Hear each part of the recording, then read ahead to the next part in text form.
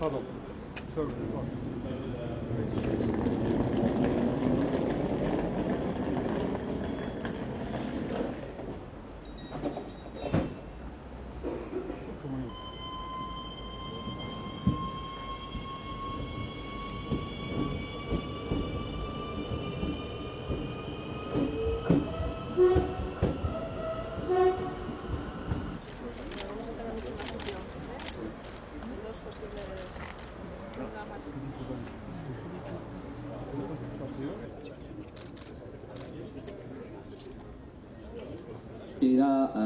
Euroregional transfronteriza.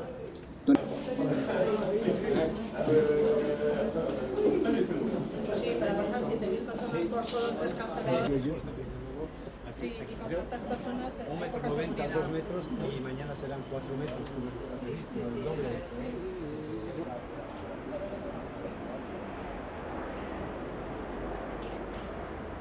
Bueno, presa baldin bagaude hasten gea. Egunon guztioi, alkate jauna eta alkate ordea Hendaiakoak, eta baita ere Euskadi, Nubela, Akitania eta Nafarroako erregioko ordezkaria.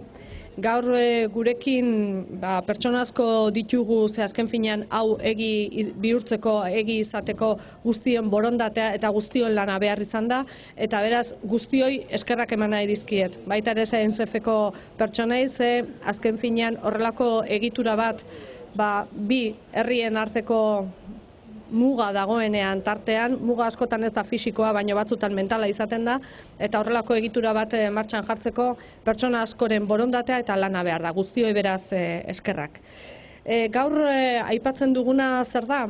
Hain zuzen ere Eusko Jaurlaritzak nahi duena da Euskotren Hendaian daukan geltoki hau buelta bat eman, berritu eta askotzere hobea izan dadila. Eta hori nahi dugu gaur azpimarratu. Ez da azpiegitura zarkitua edo gaizki dagoelako, baina bai funtzionalidade eskasa duelako eta hobekuntza bat egin daitekelako, eta hori da gure helburua. Azken finean, azken urteotan pertsona askok erabiltzen dute, gutxi gora beraz 700.000 pertsona ibiltzen dira hemen urtero, aurten bertan dagoeneko 500.000-tikan aurrera doaz, abuztuan 150.000 pertsona ibili ziren geltoki horretan, horrek esan nahi du zerbait gehiago egin behar degula, funtzionalidade aldetikan, segurtasun aldetikan, eta hori da gure helburua. Eta gainera, SNCF-ko geltokia hor aldamenean daukagu, eta zerbait egin behar dugu lotura hori hobea izan dadin. Zertan datza obra? Ikusten duzuen bezala, andena bikoiztu egingo da. Alde batetikan zabalago egingo da, une honetan estua da, eta bikoiztu egingo da. 2 metrotatikan laura pasako da, eta gaina luzeago izango da. Ia 100 metrotakoa izango da. Beraz, pertsonen ikuspegitikan askotzere hobea izango da, eta segurtasuna hobetu egingo da. Bestalde batetikan ikusten ditugu 3 makina daudela une honetan kantzeladorak, hau da txartela pasatzeko, eta hortikan ere areagotu egingo dugu eta 5 izango dira. Beraz, erreztasuna izango da eta pertsonentzako askotzere errezago izango da hortikan pasatzea. Noski, geltokia bera hor esango genuke erdiko pasillo hori, vestibulo hori ere zabaldu egingo da, handitu egingo da, eta geltokira pasa aurretikan, trena iritsi bitarte, askotzere errezago izan daiteke euri ari danean, edo eguzki potoloa dagoenean, baita ere bertan egotea. Ia bikoiztu egingo da hori ere, eta askotzere erosoagoa izango da. Eta gainera, baita ere ikusten danez irudian, ez da bakarrikan andena bikoiztu egingo dela Zabaleran, baizik eta 2 trenbide izango dira. Hau da, tren bat egon daiteke geldirikan bestea iristen ari dan bitartean. Horrek gaina, nolabait behar izan ezkero, maiztasunak handitzeko aukera ematen digu baita ere. Guztira 5 milioitikan gorako obra da, eta 14 hilabete beharko ditu. Une honetan, ia tramite administratibo guztiak adostuta daude, esan dudan bezala guztion lanari esker eta gaur gauzatzeko moduan izango ginateke, eta espero duguna da lizitazioa martxan jartzea urte honen bukaeran, eta 14 hilabete diranez, urte oso bat eta pixka bat gehiago pasa beharko da, eta helburua izango litzake lizitazio eta adjudikazio tartean badakizue epe bat behar dela, baina 2019ko uztailerako o udara parterako ja martxan egotea, eta udara horretan ja geltoki berria izatea. Lizitazioa aurten hasi eta 2019ko udararako prest egotea. Hori da gure helburua eta hortan tokatzen zaigu lan egitea. Nolabait hori izango litzateke gaurko notizi ona, eta guretzako 3 leku bi herriak martxan jartzea izango litzateke ditugun proiektuen artean, leno bileran aipatzen genuen, guretzako garraio moduak eta garraioaren bitartez herriak lotzea garrantzitsua da, eta gaur urrats importante bat ematen dugu. Por tanto, lo que hoy venimos a anunciar es la mejora de esta estación en Hendaya por parte del Gobierno vasco, pero no me gustaría empezar sin agradecer a todas las partes que se han visto implicadas en que esto sea una realidad. Empezando por el alcalde aquí presente y la teniente de alcalde, también el representante de la Euroregión Nobel Aquitán Euskadi Navarra.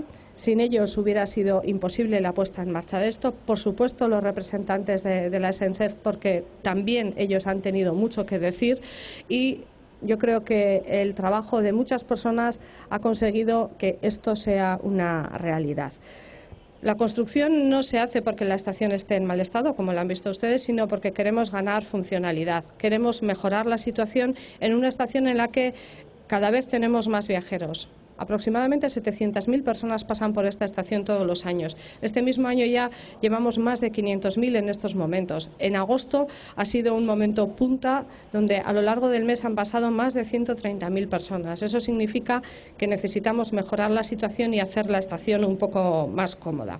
La demanda obliga a que también respondamos por parte institucional en esas mejoras, y lo que vamos a hacer, tal como se observa en el gráfico, es por una parte duplicar los andenes, tanto en lo que es el ancho, que va a pasar a ser de 4 metros, como en su longitud, que casi tendrá 100 metros, y eso además gracias a que va a haber 2 vías diferentes, donde una se puede usar para estacionar un tren mientras llega el otro. Eso, si hiciera falta, también nos permitiría poder acceder a una mejora de las frecuencias. Pero, sobre todo, lo que pretendemos es mejorar la seguridad. En estos momentos, en ese andén de 2 metros estrecho, pensando que pasan tantas personas, necesitamos mejorar la seguridad.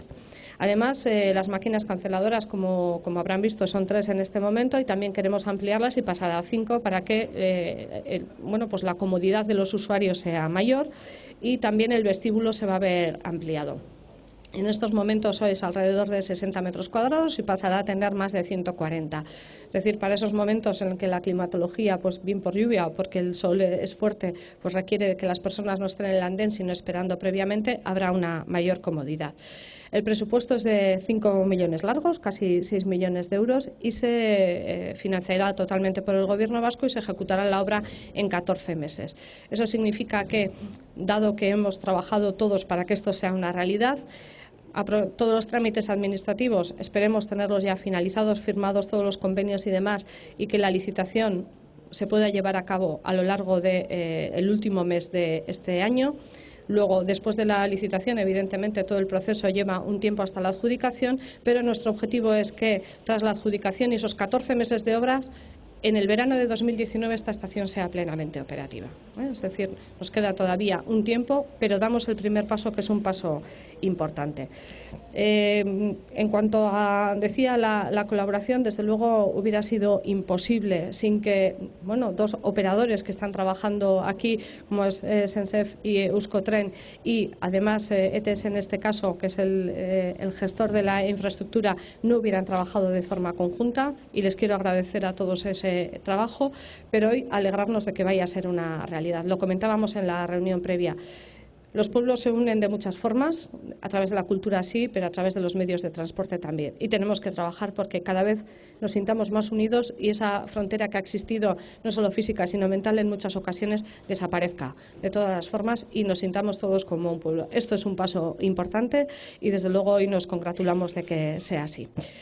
Tanera aldetikan besterik ez, hobekuntza hauekin espero dugu benetan estazio horretatikan jaisten dan pertsona eta honea pasatzen dana ia sentitzea leku berian dagoela. Eskerrik asko guztioi.